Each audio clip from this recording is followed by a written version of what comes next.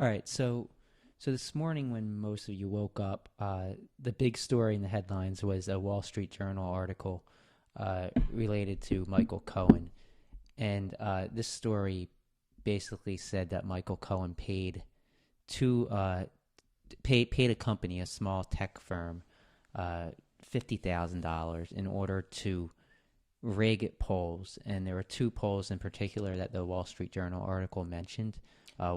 One was CNBC and one was the Drudge Report. Yeah, so it's really an interesting story here, Brian. It's something that under any other administration would be almost unbelievable, but under the Trump administration, it's really believable. I think a lot of people probably thought this may have been happening. Yeah, and it's funny because Trump had been saying, "Oh, the polls are rigged. The polls are rigged." He was literally paying Cohen allegedly to rig polls, and Michael Cohen tweeted about this article shortly after it was published, or earlier this morning, and he said that anything he did was directed by President Trump, directly by President Trump. Yes, so the story goes as the Wall Street Journal reports.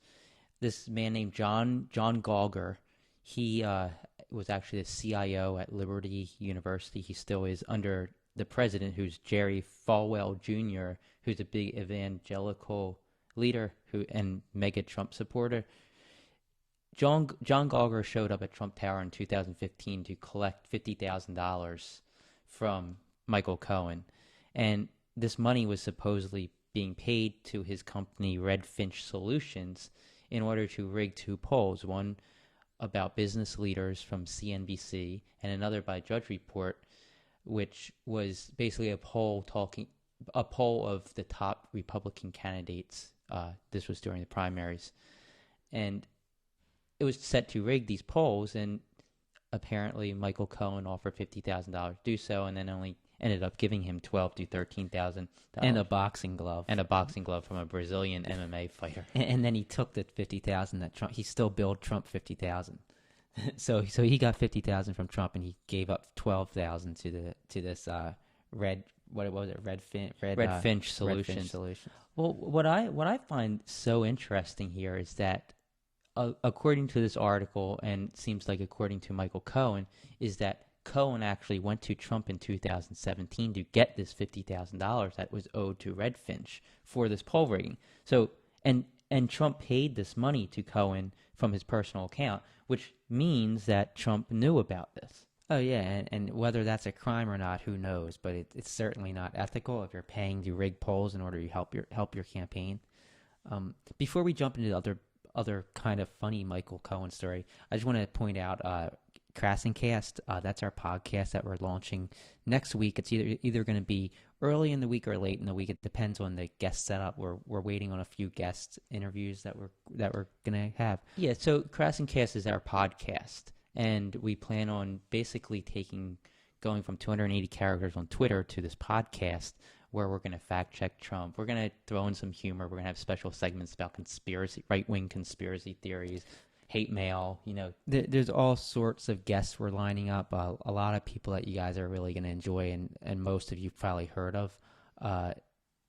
And we're really excited about this. And if you go to KrassenCast, it directs you to a Patreon, and the podcast is actually going to be free, but with the Patreon, you can help us out, and it would help us build a studio and kind of spread things out and allow us to travel and such. But the Patreon, you can subscribe, and you will get the podcast in advance. It's going to be a few days in advance, and you can gain additional access to us, which would mean that you're going to get additional videos explaining the situations that we discuss. You're going to get behind the scenes looks.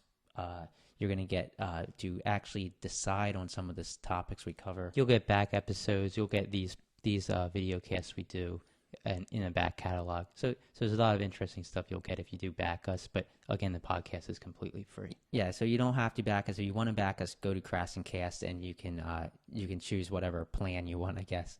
But so I guess we should move on to the other sort of funny. I guess it's funny. I don't even know if I can call it funny. Michael Cohen story. It's kind of disgusting, or I don't want to say disgusting, but it's kind of disturbing. Well, it all depends the circumstances around it, whether maybe Trump made him do it or not. But another tidbit in the Wall Street Journal article today was that Michael Cohen actually convinced her. We don't know if he paid or he just had this guy John Gallagher have a female friend of his create a Twitter account called Women for Cohen, and basically the point of this Twitter account was to kind of how would you describe it, Ed? The point of the Twitter account was to make Michael Cohen seem sexy. I mean, I don't think it gets any more detailed than that. The point was to basically make Cohen seem like this handsome sex symbol, I guess. And this account launched in May of 2016, which was basically around the time that Trump was locking up the nomination. And it stopped tweeting in December of 2016. So it was like a 6 or 7 month thing. And they posted pictures of Cohen just saying that he was handsome or sexy. And then it stopped in December, which was 3 weeks before Trump was inaugurated. So whether Cohen did this on his own, whether Trump said, hey, you need to fix your image or something, I don't really know, but it's kind of funny, but also... Doesn't Cohen have a family? Isn't he married? Like, what would be the purpose of trying to become a sex symbol? Like, what was he going for? Well, in my mind, it's something that Trump could put him up to, like, hey, you need to fix your image here. You got to be... you're getting a bad image. You need to kind of lighten things up, or I don't know. I mean, who knows what goes through Trump's head? Women for Trump, the Twitter account's actually... Cohen. Yeah, I'm sorry. Well, I'm sure there's a Women for Trump Twitter handle too, but women... what am I saying? Women for Cohen. Women for Cohen is a... it's still up if you want to go check it out. Yeah, you didn't read all the posts. It's kind of funny, but the other story that I think is my mic coming on? I'm having a hard time hearing. Is my headphone or something undone here? So yeah, that's better. So the other story we want to talk about. The other story we want to talk right. about is actually Eddie knows more about this. This is about some guy named Tom Elliott. He's a founder and editor of Grabian Media. I've never heard of Grabian Media. But anyhow, he's on Twitter, and he actually made a tweet this morning accusing Congresswoman Ilhan Omar. She is the Somalian-born Somali American Congresswoman who's also happens to be a Muslim. He accused her of basically implying that, originally he accused her of saying that Lindsey Graham is compromised and being blackmailed because he's gay, and she never said any such thing. She didn't say anything close to that. She never mentioned the word gay or homosexual, but he put this tweet out there, and then there were several media outlets that picked it up, right? Such as Fox News and Breitbart. But there was also a woman, Fox News contributor and VP of a polling firm, surprise, surprise, named Lisa Booth, who basically commented and helped spread this rumor or conspiracy theory. But this Tom Elliott fellow, he posted a clip from CNN where she basically questioned if Graham could be compromised, but never mentioned anything about him being gay or homosexual. And he spun it that way, and then later corrected himself and said, she never explicitly said that he was compromised because he is gay, but she was implying it. And no, she wasn't implying it. Yeah, and this is how rumors get started, and it's a shame that they actually media organizations picked this tweet up and used it without actually watching the video of what she said. So irresponsible. Well, you hear all the Republicans and Trumpsters saying fake news all the time. This was really fake news, and Fox News actually picked up on it. And so we've got fake news and we've got fake polls, but they're not what you think. Yeah, like remember Trump was kept clamoring about fake polls during the election. It turns out there were fake polls, or at least rigged polls, and they were rigged in his favor. I think whatever Trump accuses anybody else of doing, I think you got to look and say he's probably doing this. So I mean, Well, that kind of makes me a little scared about the whole Hillary Clinton having a pedophile ring in a basement of a pizza parlor, yeah, doesn't it? right, yeah. It, the whole campaign, all you heard were fake polls, fake news, fake polls, and the fake news is coming from those on the right, Breitbart and QAnon or QAnon, and you've got the fake polls being paid for by Michael Cohen at the direction of Trump, allegedly. Yeah, it's really it's if it wasn't so serious, it would be humorous. People are saying my mic is not turned up far enough. Check OBS real fast. Yeah, let me see. Uh, I think I can hear myself fine, so maybe it's on your end. Testing. You can hear me? Can you hear Ed? Yeah, you can hear me, right? Okay. All right. So the other story that just broke probably about. Oh wait, hold on a second. Happy birthday, Michelle Obama. She's 55 today. The other story besides Michelle Obama turning 55 that broke today was Tom Marino. He's a Republican congressman in the 12th district of Pennsylvania. He announced his resignation today, and it's pretty interesting because he's 66. He said he's going into the private sector, which is believable, but the timing's interesting. He was actually, as all this is happening around Trump, he actually was the co-chair in Pennsylvania for the Trump campaign. Yeah, so he is, and he represents PA's 12th district.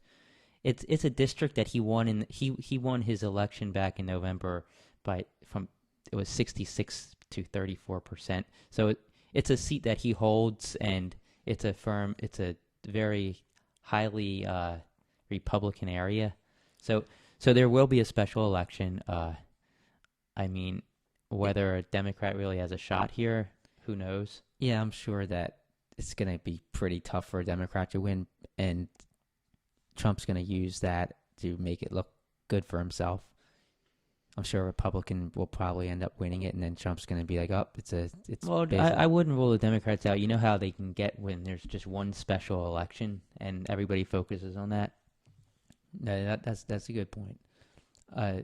What else do we have? Well, Rudy Giuliani last night went on Cuomo Prime Time with Chris Cuomo. Yeah, let me actually read you what he said when Cuomo kind of pointed out, hey, there's actually collusion within your campaign. He said, I never said there was no collusion between the campaign or people in the campaign.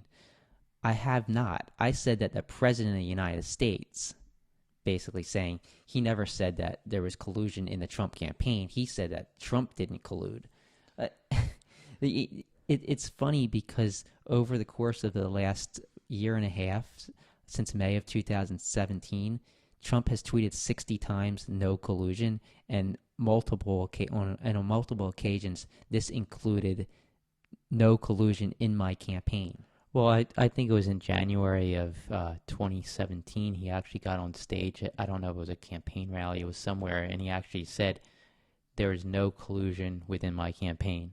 So, okay, I don't know if Giuliani actually did specifically say there's no collusion in the campaign. I'm guessing he probably did at one point, but Trump most certainly 100% without a doubt did say so. It's funny because after this interview took place and Giuliani realized what he had said, I guess, he came out with another statement today. And in that statement, he basically said, I have no knowledge of any collusion between the Trump campaign and Russia. But, Cuomo pointed out that Paul Manafort gave polling data to a Russian intel agent. Well, and Giuliani essentially admitted it last night because why would he say I never said that there was no collusion if he really felt there was no collusion? Well, and here's the thing. He's basically said last night that, yes, there might be collusion within the campaign.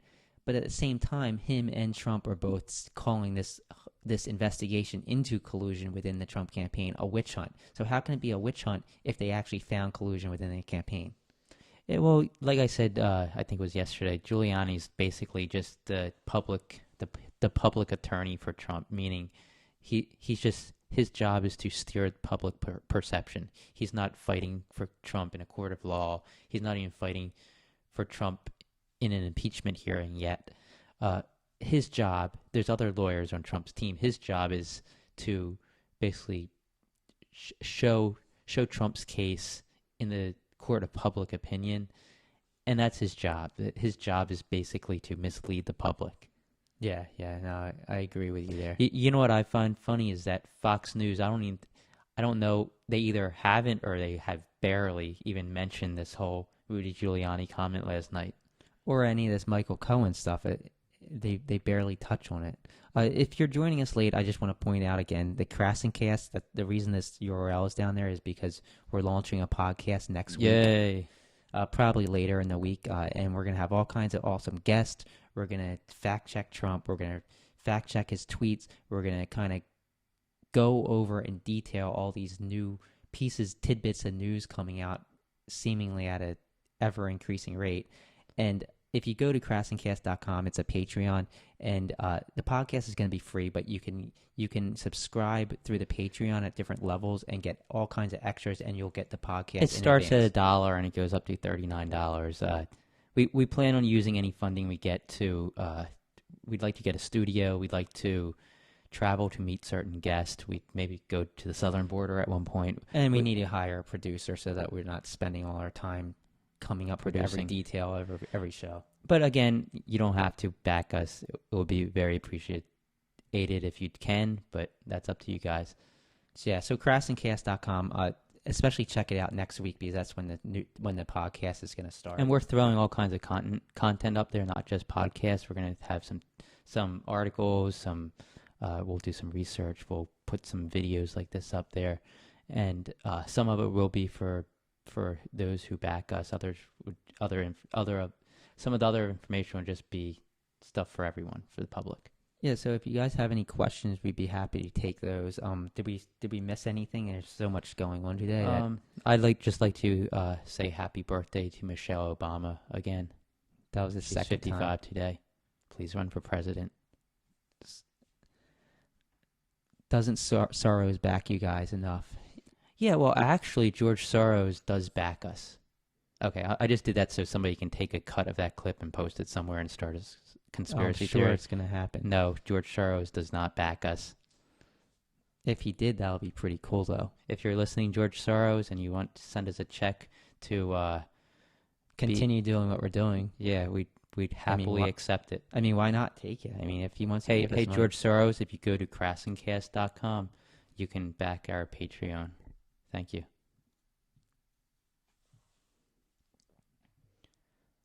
So what are your opinions on 2020 so far, Brian? How the Democratic Party's piling up?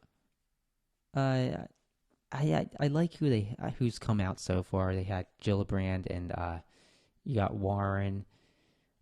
I want to see Harris come out, and I'd like to see maybe. Well, Biden seems like he's going to definitely be running. What do you think? I don't know. I think it depends who comes out. Like if a work announces, Biden might just support a work. I can see that happening. Somebody asked, what do you think is going to be the big bombshell with Cohen? February 7th is when Cohen testifies before the House Judiciary Committee, and at first I thought maybe he's going to hold back a lot, just because he said that he can't really speak about the Mueller investigation. Well, I think he will. I think some of the stuff in regards to the Mueller investigation will be held back just because Mueller's going to request it. Well, but after today, where he basically came out and said that Trump directed him to pay off this firm that wanted to rig these polls, I think he's just going to tell everything, and I think there's going to be so much dirt that he's going to have. He's worked for him for over a decade. I think it's going to surprise a lot of people, and I think it's going to be a bigger event than even some of the optimistic people are thinking.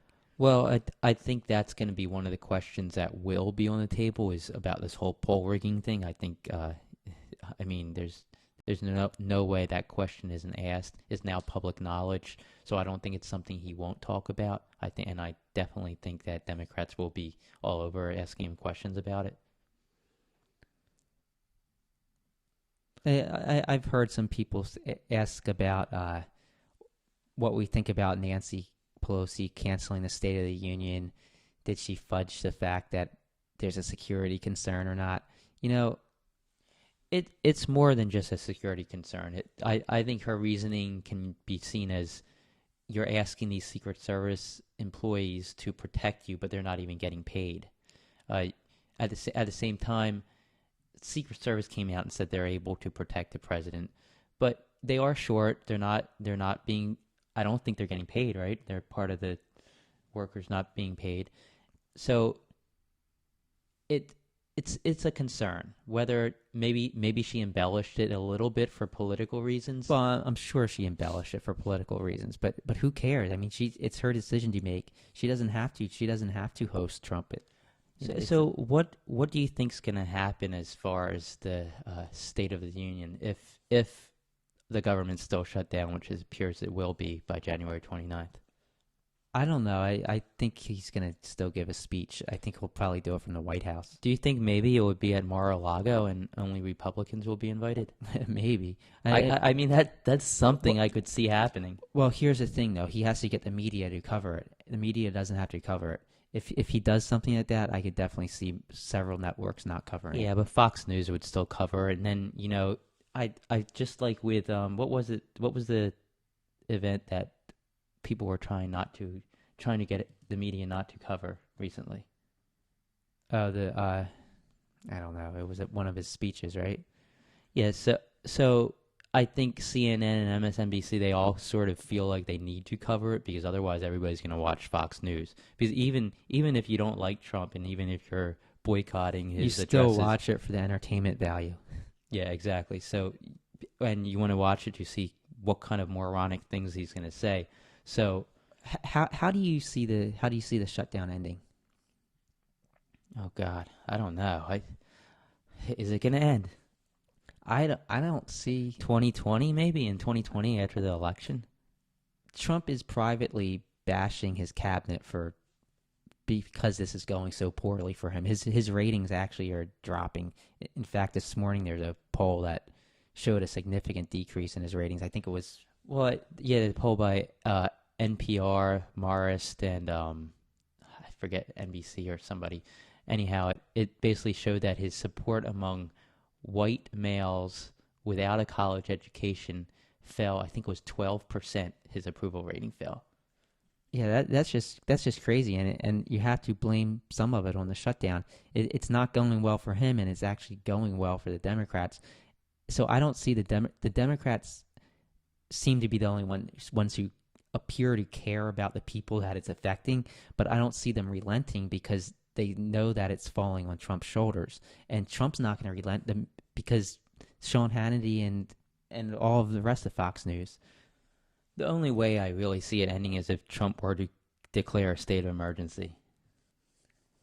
Yeah, but and that's not going to go over. And it probably won't happen, So he's not going to do that because he knows that the Supreme Court's going to shoot that down, and then it's going to be an even bigger loss for him. That's my thinking. Or Trump ends up giving in, and then he basically says that Democrats gave in somehow. He'll basically twist and turn it around and say, oh, Democrats funded my wall, when maybe they're giving him money for more broad border security and a fence here or there. I think no matter how it goes, Trump's going to try and make it out as if he's the winner. But at the same time, I don't think Democrats are going to let him win, if that makes any sense. Yeah. And remember, every week that this drags on, the gross domestic product drops 0.13%. So you only have a certain amount of 0.13% before we hit zero, and then we fall into a recession, and that's only a few months away. So Trump knows that if this doesn't correct itself, he's going to put this economy into a recession, and it's going to fall on him. Well, I think we're heading towards a recession anyhow. It's just whether it's sooner or later. Yeah, no, I'd be amazed if we didn't have a recession sometime at the end of this year or start of 2020. I'm guessing probably closer to 2020 unless this shutdown affects things. Yeah, I'd have to agree with you there. So anyone else have any other questions about anything related to what's going on today? Or anything about the podcast, the upcoming podcast that we want to kind of give details without giving away some of the guests we have planned. Yeah, so we do have a bunch of segments. Can you bring those segments of what we're gonna? So every one of our podcasts, KrassenCast, you can see our Patreon at KrassenCast.com. We will have, we'll have one guest. We'll have multiple guests on the show. We'll be talking about the latest news. We'll be talking about the latest social issues. But we'll also have these special segments intertwined within the podcast. And we actually have a good guy who's doing voiceovers for us in a Trump voice. So some of these segments will be, what would Obama do? You know, it's kind of a play on what would Jesus do. Yeah, and basically we're gonna bring up a scenario, maybe a scenario that Trump's currently involved in, and then say what we think how Obama would have handled it differently. Then we have Trump or Pence. So we'll throw out a quote or an action that Trump or Pence partook in, and then the other one we'll have to try and guess if Trump or Pence said or did it. And then another one's going to be unhinged attacks. So with this, we'll touch on various unhinged attacks made in the media or on social media, on Twitter, Facebook, from one person to another person, or from one person towards a group. It will have deep thoughts. That should be interesting. It's going to we're gonna have to be creative. Deep thoughts will be kind of like some of our tweets, but only we elaborate on them. Like some of our more insightful tweets that we come up with, but we're gonna elaborate on it and say, hey, this doesn't make sense, or this makes sense. And then another section is going to be Trump tweets, where we're going to fact check Trump's tweets. Fact check, mock, critique, debate. Yeah, I'm looking forward to that. Then we'll have a segment called "Did Trump Say It?" where we'll have to decide: did Trump actually say this, or did somebody else say it, or is it completely made up? And we'll also be reviewing some of the hate mail we receive. That's going to be interesting because we get a lot of hate mail every day. And the final segment, I mean, it's not really final, but the last one we have planned so far is a segment called Conspiracy Theories of the Week. QAnon, all that kind of stuff. We're going to go over some of the conspiracy theories and poke fun at the holes that's in all these theories. And this is all going to be on our podcast. Like we said before, you can go to the KrassenCast.com website, and it's a Patreon where you can help us out by subscribing. And you don't have to do it. It's going to be a free podcast, but you'll get the episodes a few days in advance. We have a lot of interesting things we're giving away to those who actually help us out and subscribe. Just go to KrassenCast.com and you'll see what I mean. We don't want to spend too much more time on that, but we're really excited about it, and I think you guys are really going to enjoy it. Whether you support us and pay the subscription, or you just wait for the free episodes. Again, it's free. It's completely free. It's basically going to be like these video casts, but audio. So you can listen in your car, at the gym, whatever. When you're going to sleep at night. Yeah. When you wake up. When you're eating lunch. Okay, I think they get the point, Eddie. Okay.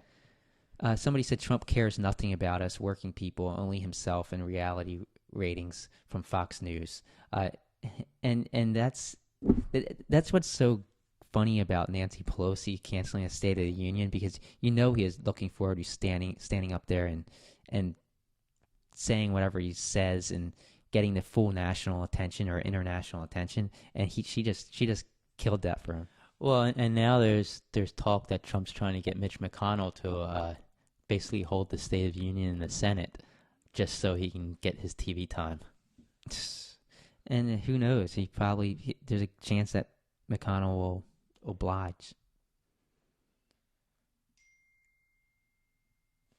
So, any other questions from anyone out there? If you're watching on Twitter, you can click on the video and it should take you to our Periscope. And on Periscope, there's a live feed where you can actually send us messages, and we see them in live time. If I look over there, I don't see everything because I'm not always looking at the chat box. But yes, so the next, I think the next several weeks are going to be quite news filled. I think that we're going to have a lot going on with the Mueller probe. I think there's going to be leaks. This is all my opinion. I would be amazed if we don't hear something by the end of March, and I'm thinking more like next month. There's several reports from different news organizations saying that sources have said that a report at least on the obstruction part of the investigation, is expected sometime at the end of February or beginning of March, and that seems to kind of fall within the timeline I'm expecting to. But you never know. I mean, this is a huge investigation apparently, and could go anyway. So I see somebody mention Beto at work and what I think his odds are. According to Odds Checker, I mentioned this yesterday, his odds are actually the highest. These odds are based on people who are betting on various betting websites, mostly in Europe. So I don't know how accurate that is. But I saw a poll this morning from NPR and Marist, and it showed the top Democratic candidates and their approval ratings. And Joe Biden leads by a ton. But what I found interesting is that there's a lot of these smaller candidates who their approval ratings not nearly as good as Joe Biden's, but their disapproval ratings not nearly as high as Joe Biden's, which tells me that the people polled in these polls just don't know who the Beto O'Rourke, Kamala Harris is, and all the other candidates are, because they just don't follow things as closely as some of us do. So I think Beto has a really good shot. Yeah, no, I do too. If he announces, but I really think he will. I can't imagine that he's not going to announce. I just don't. I think this is his time. If he waits another 4 or 8 years, he's going to be forgotten, unfortunately, and he's not going to be in the political spotlight because he's only going to be a congressman. There's always a chance he runs for his Senate seat in Texas again. Whether it's Ted Cruz is in 6 years from now, or the other Senate seat, which I'm not sure. I think it's probably is in 2020. But I just don't think the excitement will be there, because it's most likely going to be a Democrat as president, and it's probably going to swing the opposite direction. Yeah, and then somebody mentioned Biden and Beto on the same ticket, and I like that too. But I also think if Biden were to run, he needs to pick a woman as his vice president. There's so many women that are coming out and saying that they're going to run that I find it hard for a male not to select a female as a running mate. I agree. Any other questions before we sign off here? Somebody suggested a Biden-Harris ticket, and I think that one's good. Biden-Harris, maybe Biden Klobuchar, Biden Gillibrand. There's a lot of women out there who I think would pair nicely with Joe Biden. Somebody said I like Kennedy, Beto, and I just think that's too many really young. Too much youth on the same ticket there. You need more experience, at least on one part of the ticket. Somebody asked what we think of Cortez. I think she'd be awesome maybe in, I don't know, another 10 years. She can't run. She's only 29. You had to be 35. So not until maybe 2020 to 2028, I guess it would be. Yeah, I think she needs to wait a while. I mean, she has virtually no political history. So she'd definitely be a contender for the Senate, and that could be. I don't know what the New York races would look like, but 2024 or something like that. Yeah, you definitely had to wait on her. Michael Bloomberg, somebody mentioned Michael Bloomberg has such a high disapproval rating in the NPR poll I saw. He's been an independent, hasn't he? So he kind of has. I think he's too much in the middle, and this is going to be a year where it kind of they're going to shy away from middle candidates, I think. Yeah, well, it's hard to say, really. Like if a more moderate candidate was to come out of the Democratic primaries, I think they'd have a decent shot against Trump. Well, and with Bloomberg, he said that he would put up $100 million in his own money, so that would be a huge boost. But I just don't think he has what it takes from a likability standpoint or a background. Well, how much money do you think he'll put up for another candidate? Exactly, yeah.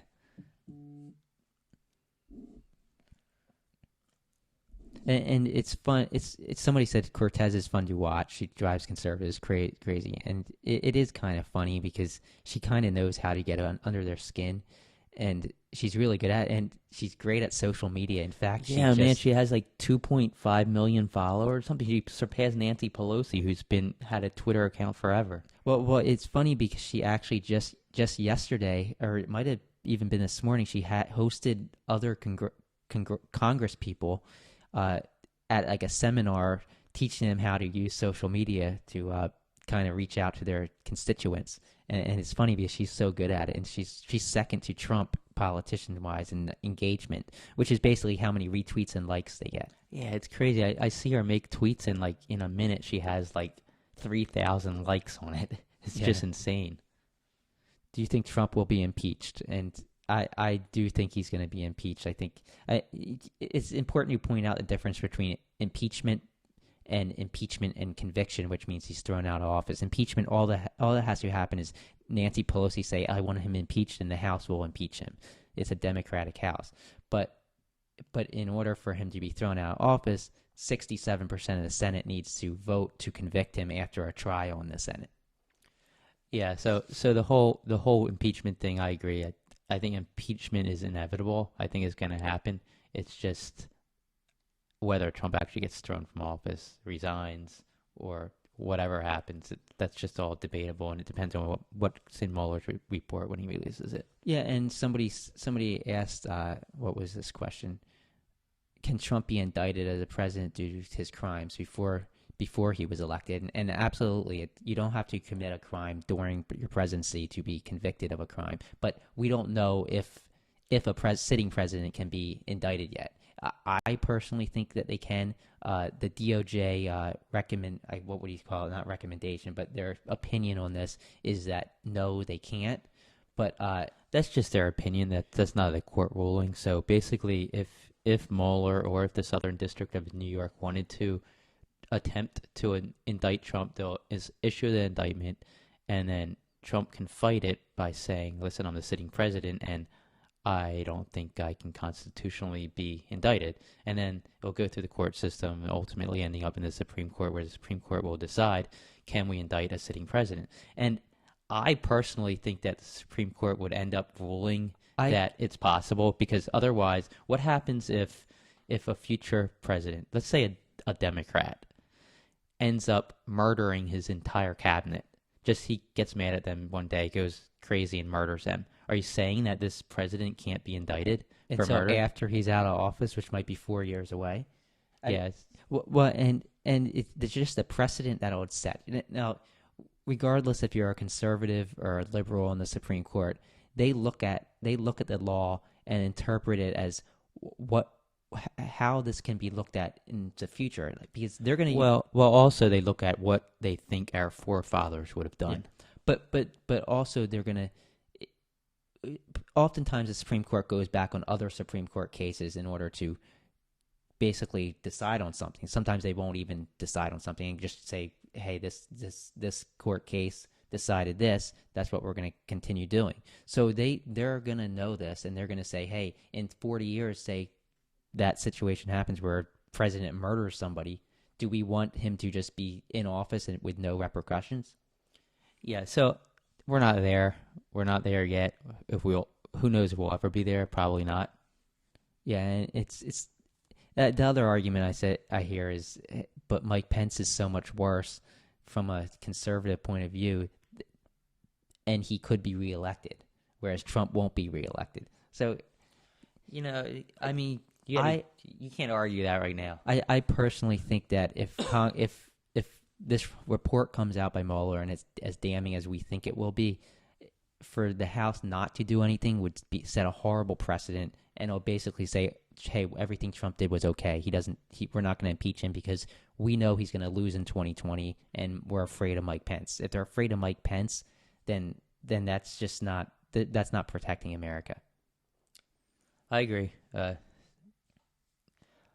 I think that's about all, unless you guys have more questions.